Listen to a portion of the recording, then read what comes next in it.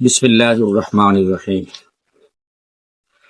প্রিয় ছাত্রছাত্রীরা, আজ তোমাদের জন্য রয়েছে তোমার পাঠ্য বইয়ে বিদ্রোহী কবিতা।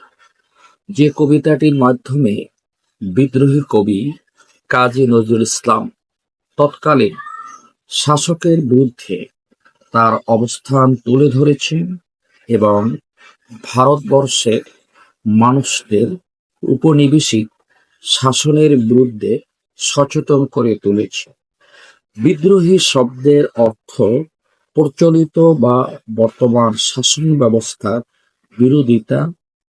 বিদ্রোহী কবিতার মধ্য দিয়ে কবি উপনিবেশিক ব্রিটিশ শাসনের বিরুদ্ধে ক্ষোভ ও বিদ্রোহ প্রকাশ করেছেন।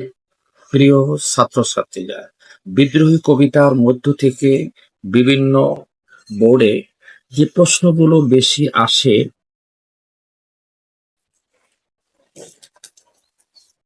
সেগুলো সম্পর্কে তোমাদের ধারণা দিতে চাই ইনশাআল্লাহ। বিদ্রোহী কবিতার মাধ্যমে সমস্ত অস্ত্রের উল্লেখ আছে, তা হল টর্পেডো, পিনাক, ত্রিশূল, দণ্ড, চক্র, শঙ্খ, কুঠার, হল, খড়গ, কৃপাণ। এছাড়া বিদ্রোহী কবিতার মধ্যে যে সমস্ত দেবদেবের উল্লেখ আছে তা হল নটরাজ, দুর্বাসা, পরশুরাম, অরফিয়াস, ইন্দ্রাণী সুর।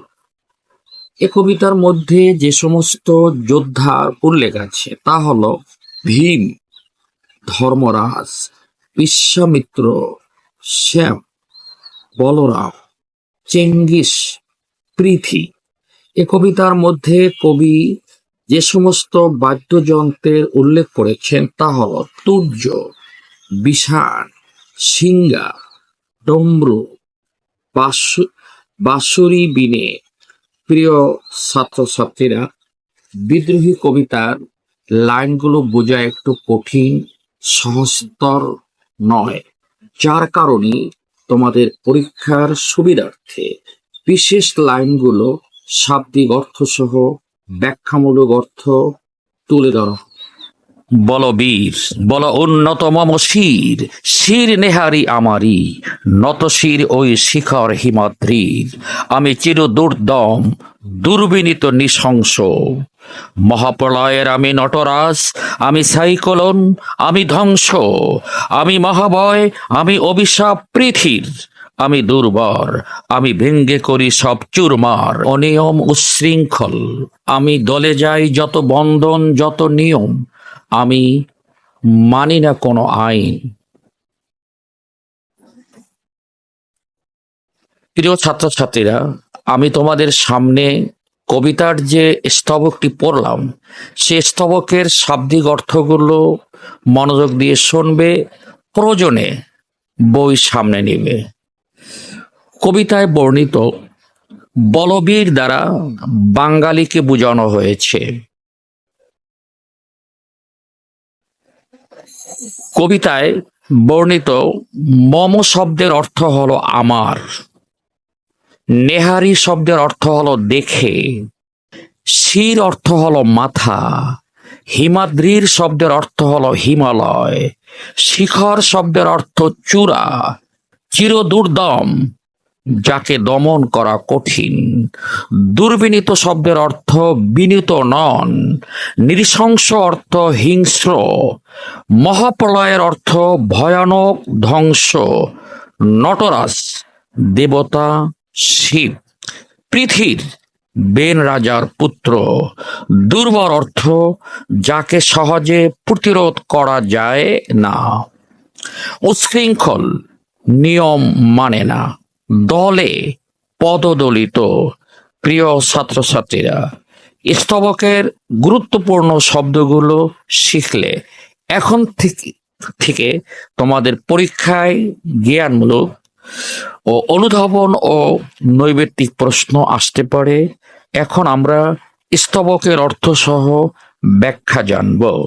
বিদ্রোহী কবি বলেছেন যে আমার মাথা অনেক উঁচুতে বা উন্নত, কবির মাথা এতটাই উঁচুতে যে হিমালয় পর্বত ও তার সামনে দাঁড়ালে মাথা নত করে।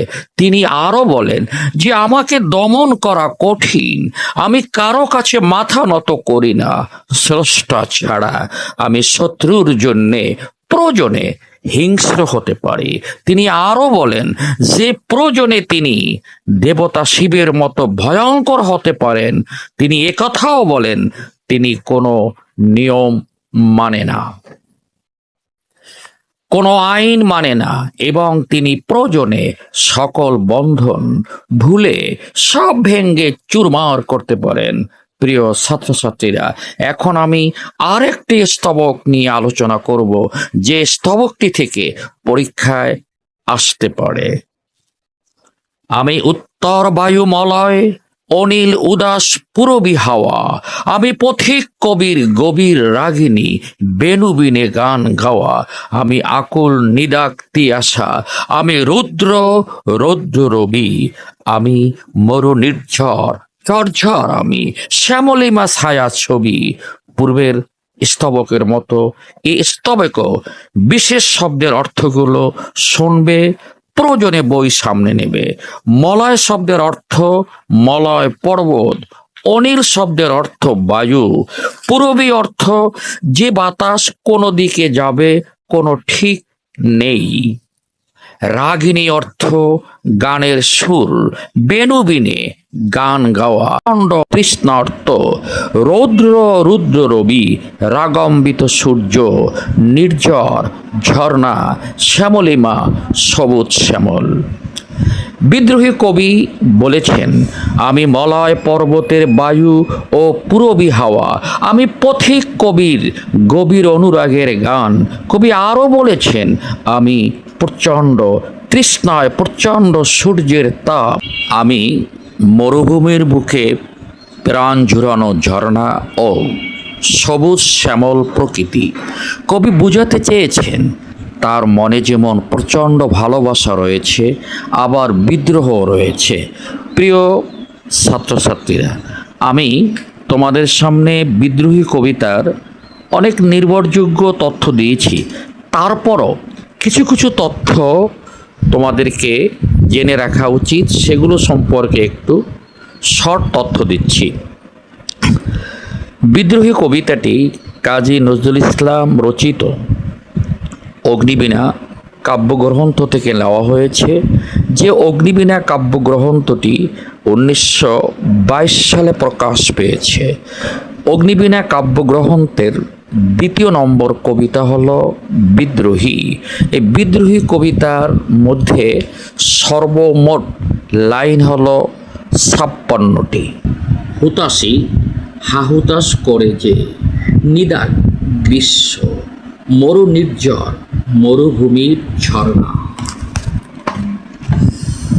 তান সুরের বিস্তার, পাশুরি ভুলে যায়, হাবিয়া দোজক 60টি দোজকের একটি দোজক, হল লাঙ্গল বলরামের অস্ত্র, বলরাম শ্রীকৃষ্ণের বৈমত ভ্রষ্ট ভ্রাতা, খড়গ অস্ত্র বিশেষ যা বলিদানে ব্যবহৃত হয়, কৃপান তলোয়ার বা তরবারির সদৃশ অস্ত্র বিশেষ, ভীম রণভূমে রণিবে, ভয়ানক রণক্ষেত্রে অস্ত্র হিসাবে ব্যবহৃত হবে না। প্রিয় ছাত্রছাত্রীরা, বিদ্রোহী কবিতার ভিতর থেকে গুরুত্বপূর্ণ তথ্য, যেটা তোমার 1ও আসতে পারে 2ও আসতে পারে, অর্থাৎ জ্ঞানমূলক কিংবা অনুধাবনে আসতে পারে, আমি সেগুলো তোমাদের জানার জন্যে সুন্দরভাবে বলার চেষ্টা করতে আছি। কবিতায় ডমরু বলতে বোঝানো হয়েছে ডুগডুগি জাতীয় বাদ্যযন্ত্র। কবি যে মাইনের কথা কবিতায় বলেছেন, ভাসমান মাইন, মহাপ্রলয়ে আয়ুর অবসান ঘটে, এটি দ্বারা বোঝানো হয়েছে সৃষ্টির দেবতা ব্রহ্মার। দুর্বাসা ভারতীয় পুরাণের গোপন স্বভাব বিশিষ্ট মুনি মহর্ষি অত্রির ঔরাসে ও তার স্ত্রী অনসুয়ার গর্ভে দুর্বাসার জন্ম, এর কোপানলে পরে অনেকেই দগ্ধ হয়। মঙ্গল জাতির সামরিক নেতা চেঙ্গিস খান। বিষ্ণুর হাতের চক্রের নাম সুদর্শন। সুদ শব্দের অর্থ পুত্র। ইন্দ্রাণী সুতের হাতে 4। ইন্দ্রাণী স্বামীর নাম ইন্দ্র। পুরাণ কাহিনী অনুসারে বিষ্ণুর হাত 4টি। প্রণাপনাথ বলতে কবিতায় বোঝানো হয়েছে উল্কার ধ্বনি। বিদ্রোহী কবিতায় যততম নরকের কথা বলা হয়েছে 7। পরশুরাম যতবার ক্ষত্রিয়দের নিধন করেন 21 বার।